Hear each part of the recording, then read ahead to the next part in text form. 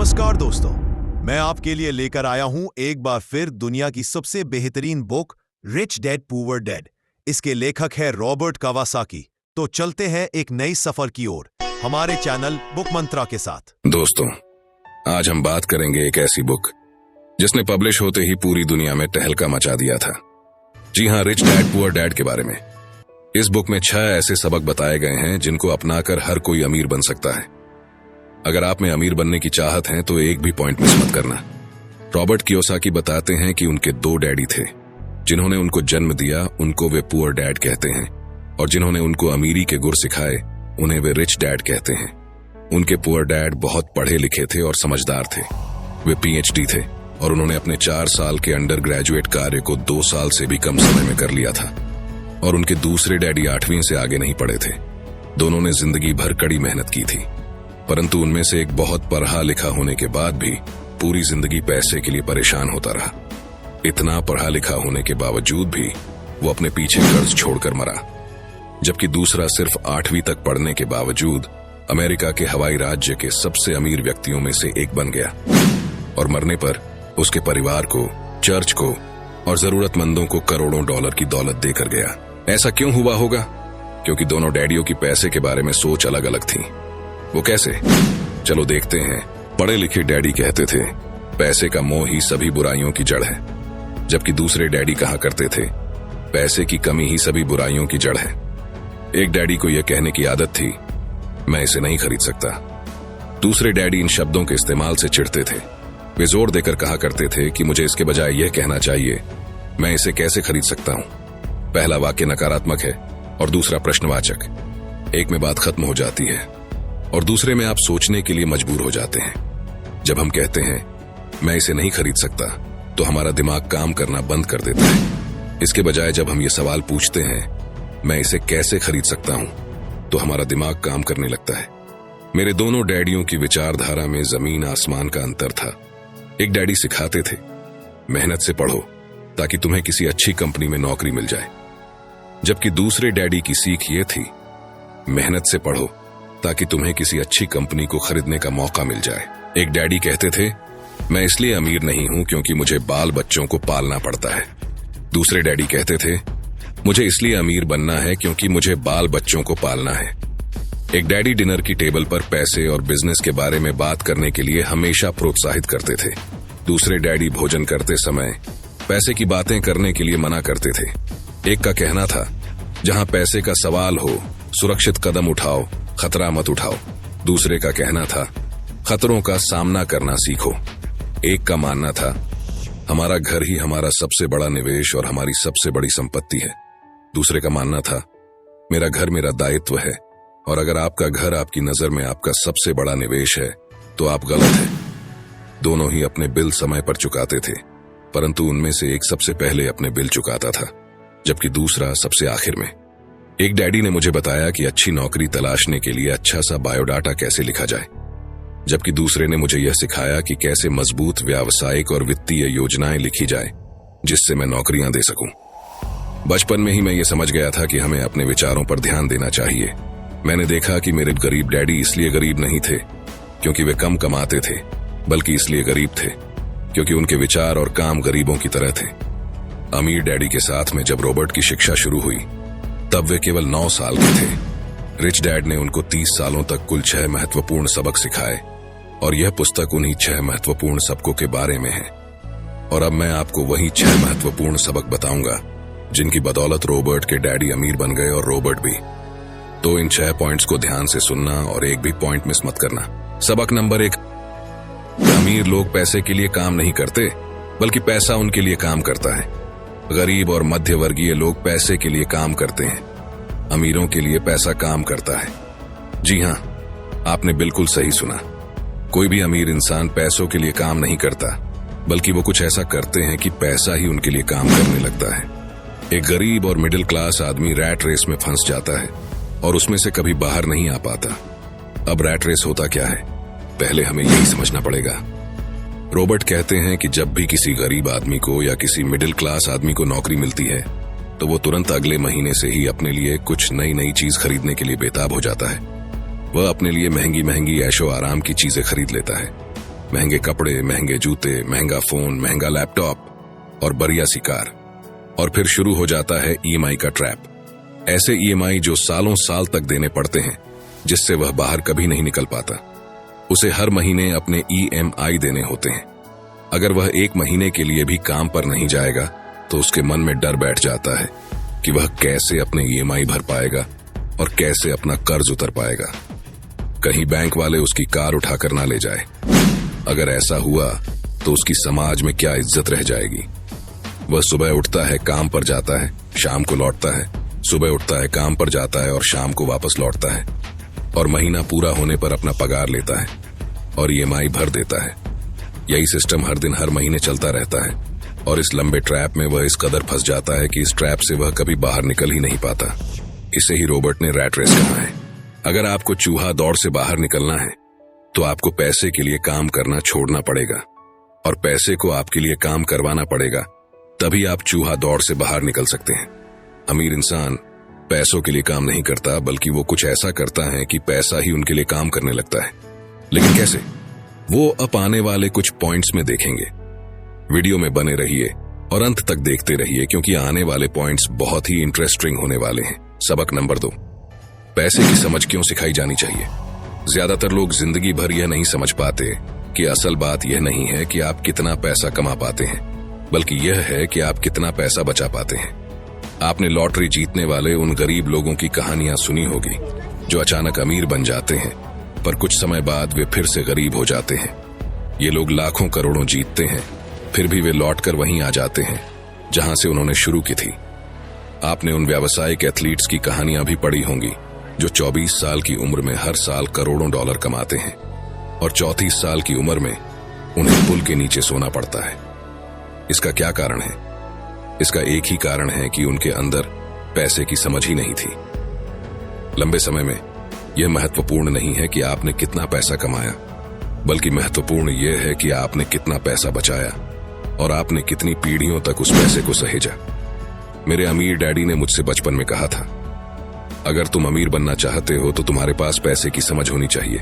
पैसे की समझ विकसित करने के लिए आपको संपत्ति और दायित्व का अंतर पता होना चाहिए और हमेशा संपत्ति ही खरीदनी चाहिए। अगर आप अमीर बनना चाहते हैं तो आपको बस इतना ही जानने की जरूरत है। यही पहला और आखिरी नियम है, यही इकलौता नियम है। यह बेहद आसान लगता है, परंतु ज्यादातर लोगों को यह पता ही नहीं है कि यह नियम कितना महत्वपूर्ण है। ज्यादातर लोग पैसे की समस्याओं में सिर्फ इसलिए उलझे रहते हैं क्योंकि उन्हें यह पता ही नहीं होता कि संपत्ति और दायित्व में क्या फर्क होता है। अमीर लोग संपत्ति इकट्ठी करते हैं, गरीब और मध्य वर्गीय लोग दायित्व इकट्ठे करते हैं। और मजे की बात यह है कि उन लोगों को यह लगता है कि वे संपत्ति इकट्ठी कर रहे हैं। अगर यह इतना आसान है तो फिर हर आदमी अमीर क्यों नहीं बन जाता? क्योंकि लोग संपत्ति और दायित्व में फर्क नहीं कर पाते। तो संपत्ति और दायित्व में क्या फर्क होता है? संपत्ति वह चीज है जो आपकी जेब में पैसे डालती है, दायित्व वह चीज है जो आपकी जेब से पैसे निकालती है। दोबारा से कान खोलकर फिर से सुन लीजिए, क्योंकि यह लाइन बहुत इंपॉर्टेंट है। संपत्ति वह चीज है जो आपकी जेब में पैसे डालती है, दायित्व वह चीज है जो आपकी जेब से पैसे निकालती है। वास्तव में आपको इतना ही जानने की जरूरत है। अगर आप अमीर बनना चाहते हैं तो आप जिंदगी भर संपत्ति खरीदते रहिए। अगर आप गरीब या मध्य वर्गीय आदमी बनना चाहते हैं तो आप दायित्व खरीदते रहिए। इनके बीच के फर्क को न जानने से ज्यादातर लोग जीवन भर पैसे की तंगी से परेशान रहते हैं। इसे एक एग्जाम्पल से समझते हैं। सुरेश और रमेश दोनों को एक साथ ही नौकरी लग जाती है। कुछ समय बाद दोनों 10-10 लाख रुपयों की इन्वेस्टमेंट करते हैं। सुरेश अपने लिए 10 लाख की कार खरीदता है क्योंकि उसे ऐशे आराम की जिंदगी जीना पसंद है, और रमेश 10 लाख की जमीन खरीदता है। शुरुआत में सुरेश बहुत खुश होता है कि वह कार में घूम रहा है और रमेश आज भी बस में धक्के खा रहा है। लेकिन 5 साल का समय बीतने के बाद रमेश के 10 लाख के प्लॉट की कीमत डबल मतलब 20 लाख हो जाती है और सुरेश के कार की कीमत आधे से भी कम हो जाती है।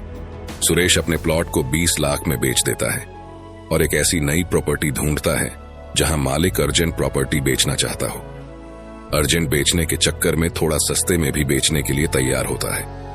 रमेश को 25 लाख की प्रॉपर्टी 20 लाख में ही मिल जाती है। रमेश वह प्रॉपर्टी खरीद लेता है, फिर से 5 साल तक अपने पास रखता है। 5 सालों के बाद वही प्रॉपर्टी को 50 लाख में बेच देता है। अब वह फिर से ऐसे मालिक की तलाश करता है जो अर्जेंसी में अपनी प्रॉपर्टी बेचना चाहता है।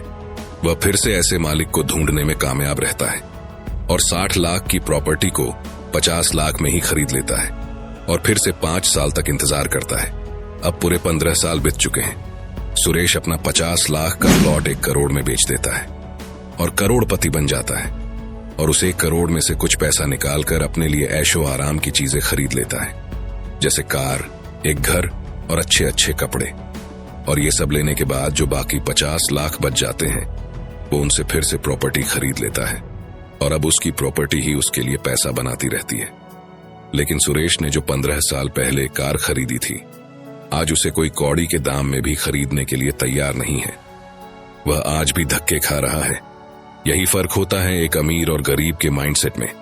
गरीब इंसान सबसे पहले अपने लिए लायबिलिटी खरीदता है जो उसके जेब से पैसे निकालती रहती है, और अमीर माइंडसेट वाले इंसान संपत्ति खरीदते हैं।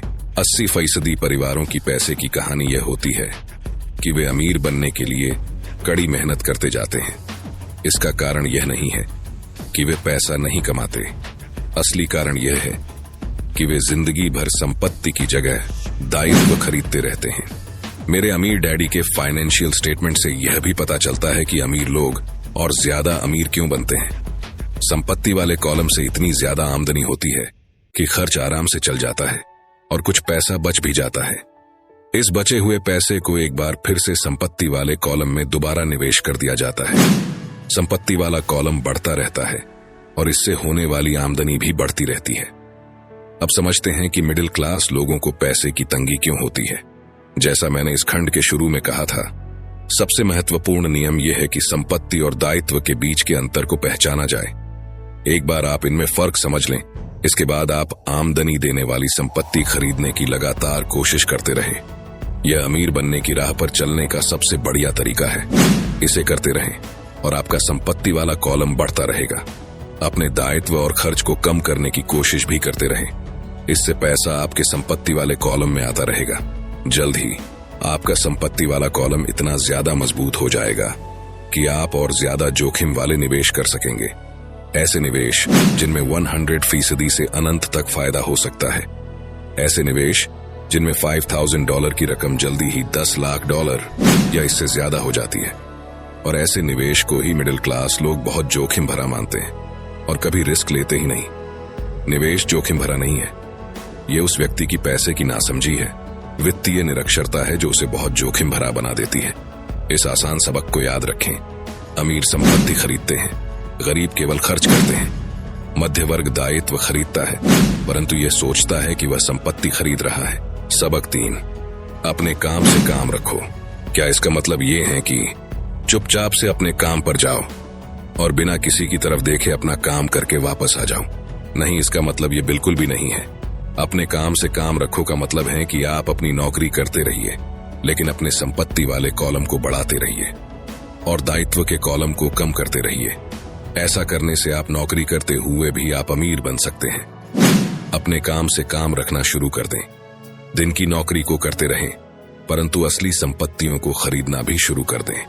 परंतु ऐसे दायित्वों या व्यक्तिगत चीजों से बचें जिनकी कीमत एक बार घर लाने पर कम हो जाए। आप जिस क्षण एक नई कार शोरूम से बाहर ले जाते हैं उसकी कीमत 25% कम हो जाती है। ये सच्ची संपत्ति नहीं है, हालांकि आपके बैंकर भी इसे संपत्ति मानते हैं। तो आखिर सवाल उठता है कि हमें किस तरह की संपत्तियों का संग्रह करना चाहिए। मैं आपको या आपके बच्चों को किस तरह की संपत्तियों के संग्रह की प्रेरणा दे रहा हूं। मेरी दुनिया में असली संपत्तियां कई तरह की होती हैं।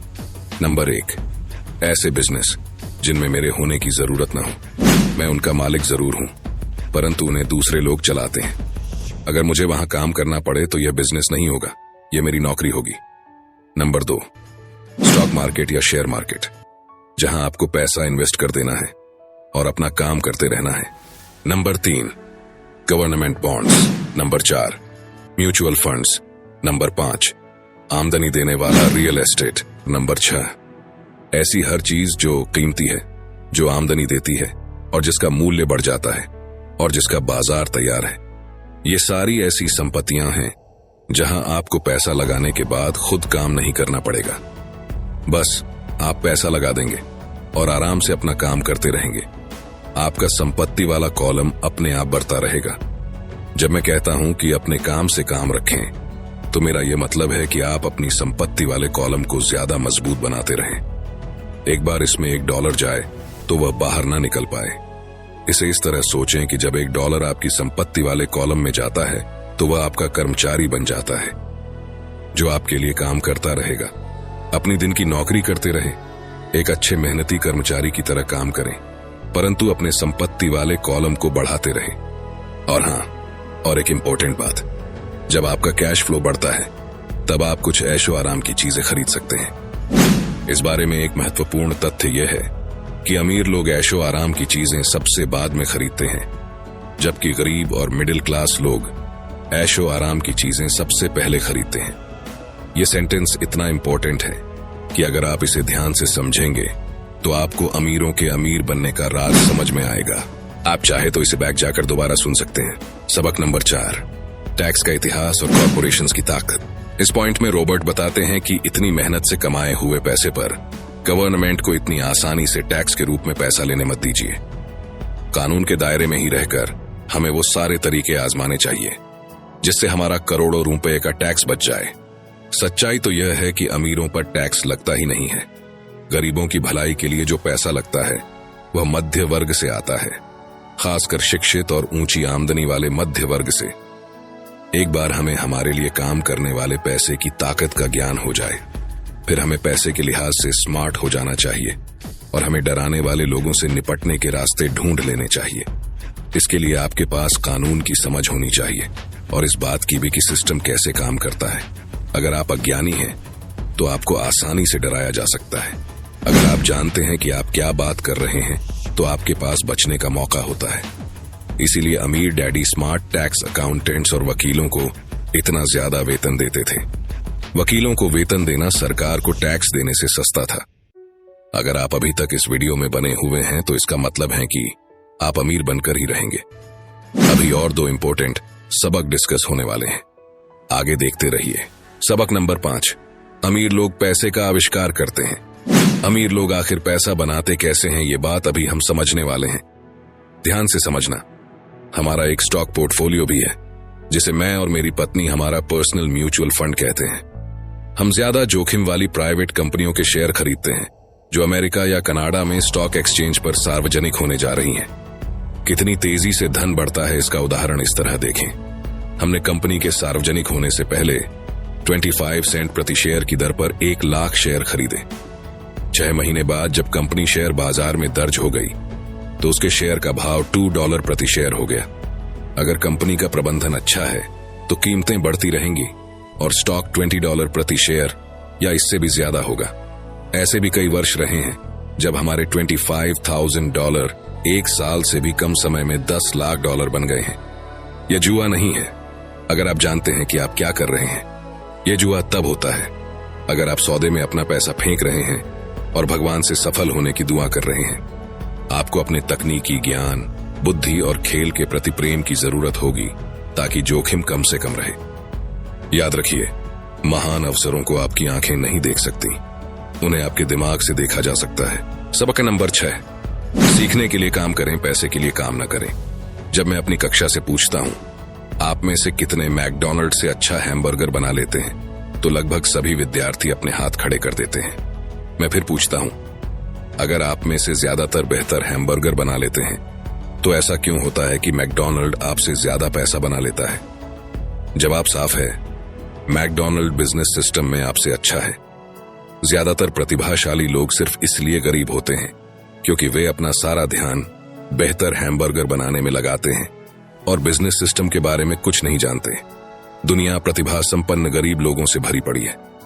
अक्सर वे या तो गरीब हैं या फिर पैसे की समस्या से जूझ रहे हैं या अपनी क्षमताओं से कम पैसा कमा रहे हैं और इसका जिम्मेदार उनके ज्ञान का विषय नहीं है बल्कि उनका अज्ञान है। वे एक बेहतर हैमबर्गर बनाने की दक्षता को पैना करने में ही लगे रहते हैं और हैमबर्गर को बेचने और उसे घर तक पहुंचाने की दक्षता पर बिल्कुल भी ध्यान नहीं देते हैं। शायद मैकडॉनल्ड सबसे अच्छे हैमबर्गर नहीं बनाता है, परंतु वे एक मूलभूत रूप से औसत हैमबर्गर को बेचने और उसे घर तक पहुंचाने में सर्वश्रेष्ठ है। इस पॉइंट को अच्छे से समझना जरूरी है। अगर समझ में ना आए तो दोबारा सुन लेना। मैं युवा लोगों को यही सलाह दूंगा कि नौकरी खोजते समय वे इस बात पर कम ध्यान दे कि वे कितना कमा रहे हैं, लेकिन इस बात पर ज्यादा ध्यान दे कि वे कितना सीख रहे हैं। रास्ते पर आगे की तरफ देखकर यह तय करे कि किसी खास प्रोफेशन को चुनने के पहले और चूहा दौड़ में फंसने से पहले वे किन योग्यताओं में पारंगत होना चाहते हैं। जिंदगी बहुत हद तक जिम जाने की ही तरह है। इसमें सबसे दर्द भरा हिस्सा वहां जाने का फैसला लेना है। एक बार आप यह फैसला कर लेते हैं तो बाकी सब आसान हो जाता है। ऐसे कई दिन आए हैं जब मैं जिम जाने के नाम से कांप जाता हूं, परंतु एक बार मैं वहां पहुंच जाता हूं और काम शुरू कर देता हूं तो मुझे इसमें मजा आने लगता है। जब मैं वहां से निकलता हूं तो मुझे हमेशा खुशी होती है कि मैं वहां गया था। तो दोस्तों, ये थे वो 6 सबक जो रिच डैड ने रॉबर्ट कियोसाकी को सिखाए थे और जिनकी बदौलत वे अमेरिका हवाई राज्य के सबसे अमीर आदमी बन गए थे। लेकिन अंत में मैं आपको एक बोनस पॉइंट बताने जा रहा हूं जिसको समझे बगैर आप इस किताब को और अमीरी के राज को अच्छे से समझ नहीं पाओगे। तो ध्यान से सुनना। 3 तरह के इनकम। अकाउंटिंग की दुनिया में 3 अलग अलग प्रकार के इनकम होते हैं। नंबर 1 अर्जित आय, नंबर 2 निष्क्रिय आय, नंबर 3 पोर्टफोलियो आय। जब मेरे असली डैडी ने मुझसे कहा था स्कूल जाओ, अच्छे नंबर लाओ और एक सुरक्षित नौकरी खोजो, तो वे मुझे यह सुझाव दे रहे थे कि मैं अर्जित आय के लिए काम करूं। जब मेरे अमीर डैडी ने कहा अमीर लोग पैसे के लिए काम नहीं करते, वे पैसे से अपने लिए काम करवाते हैं, तो वे निष्क्रिय आय और पोर्टफोलियो आय के बारे में बात कर रहे थे। ज्यादातर मामलों में निष्क्रिय आय रियल एस्टेट के निवेशों से हासिल होती है। पोर्टफोलियो आय पेपर एसेट्स से प्राप्त होती है। पेपर एसेट्स यानी स्टॉक, बॉन्ड और म्यूचुअल फंड। पोर्टफोलियो आय वह आय है जिससे बिल गेट्स दुनिया के सबसे अमीर आदमी बन गए। वे अर्जित आय के द्वारा अमीर नहीं बने। अमीर डैडी कहा करते थे अमीर बनने की कुंजी है अर्जित आय को निष्क्रिय आय और पोर्टफोलियो आय में जितनी जल्दी संभव हो सके बदलने की योग्यता। इस लाइन को भी दोबारा सुन लेना। वे कहते थे अर्जित आय पर टैक्स सबसे ज्यादा लगता है, सबसे कम टैक्स निष्क्रिय आय पर लगता है। ये एक और कारण है कि आप अपने पैसे से अपने लिए कड़ी मेहनत करवाएं। सरकार उस आय पर ज्यादा टैक्स लगाती है जिसके लिए आप कड़ी मेहनत करते हैं, और उस आय पर कम टैक्स लगाती है जिसके लिए आपका पैसा कड़ी मेहनत करता है। तो दोस्तों, ये थी रिच डैड पुअर डैड की कंप्लीट बुक समरी। लेकिन मैं चाहता हूं कि ये बुक जीवन में एक बार नहीं बल्कि बार बार सभी को पढ़नी चाहिए। अगर आप इस बुक को खरीदना चाहते हैं तो हिंदी और इंग्लिश दोनों बुक की लिंक डिस्क्रिप्शन में मिल जाएगी। ये वीडियो आपको कैसा लगा कमेंट सेक्शन में जरूर बताना और पसंद आए तो लाइक कर देना।